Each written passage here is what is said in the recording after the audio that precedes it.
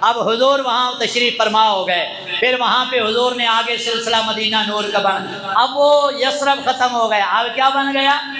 مدینہ۔ اور مدینہ بھی یوں بنا ہے کہ اب قیامت تک اعلان ہوتا رہے گا کہ عجب رنگ پر ہے بہار مدینہ۔ آپ کم سے کم میرے ساتھ مل کے یہ پڑھ لیں، عجب رنگ پر ہے بہار مدینہ، عجب رنگ پر ہے بہار مدینہ، عجب رنگ پر ہے بہار مدینہ، کہ سب جنتیں ہیں نثار مدینہ۔ پھر مدینے میں ایسی بہار آئی ہے، ایسی بہار آئی ہے کہ رب کی ساری جنتوں کا دل بھی چاہتا ہے کہ مدینے پہ قربان ہو جایا جائے۔ سبحان اللہ۔ اب مدینہ آباد ہوا ہے۔ اب وہ جو پہلے پیار حضور کو مکہ سے تھا، اب حضور نے فرمایا، اللہ کی بارگاہ میں عرض کرتے ہیں، یا اللہ پہلے مکہ محبت تھی اس سے، لیکن اب تو مدینہ ہمارا مسکن بن گیا ہے، اب مدینہ بن گیا ہے، اب مدینے کی عظمت سنیے، یا اللہ اب مدینہ کو وہ برکتیں عطا کر دے جو مکہ کو عطا فرمائی تھی۔ بلکہ اس سے اگلے جو الفاظ ہیں، حضور نے عرض کی، یا اللہ وہ والی برکتیں بھی جو مکہ کو ملی ہیں اور اس سے ڈبل برکتیں میرے شہر مدینہ کو عطا فرما دے۔ اب حضور دعا فرمائیں اور رب قبول نہ کرے، یہ ہوتا نہیں سکتا نا۔ اب حرم شریف میں نماز پڑھیں تو کتنی نمازوں کا ثواب؟ جلدی جلدی بولیے، اللہ آپ کو لے جائے حرم شریف کی نماز کے لیے۔ 1,00,000 نماز کا ثواب پڑھو گے، ایک ثواب کتنا ملے گا؟ 1,00,000 نمازوں کا ثواب۔ اور مسجد نبی کے بارے میں آپ سنتے رہتے ہیں، کتنی نمازوں کا ثواب؟ 50,000 نمازوں کا ثواب۔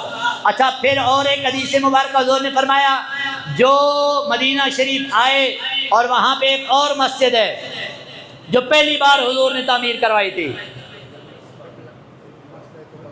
مسجد قباء، حضور نے فرمایا جو بندہ وہاں آ کے 2 نفل پڑھے گا، اللہ اسے 1 عمرے کا ثواب عطا فرمائے گا۔ اچھا، کبھی کبھی خیال آتا تھا کہ یہ حرم شریف میں 1,00,000 کا ثواب، مسجد قباء میں 1 عمرے کا ثواب، مسجد نبوی شریف میں یہ کیا ماجرا ہے؟ اب جب حضور نے فرمایا نا، یا اللہ میرے مدینہ کو ڈبل برکت دے دے، اب اس حدیث کو سامنے رکھیں، حرم میں 1,00,000 کا ثواب ہے تو مسجد نبوی میں 2,00,000 کا ثواب مل رہا ہے۔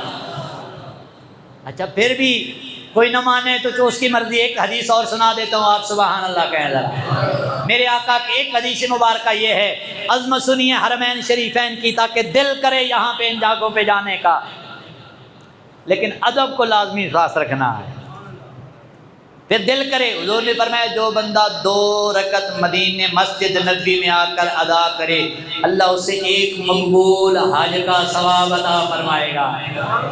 آپ سبحان اللہ کہیں ذرا۔ اب بات سمجھ آ گئی ہے؟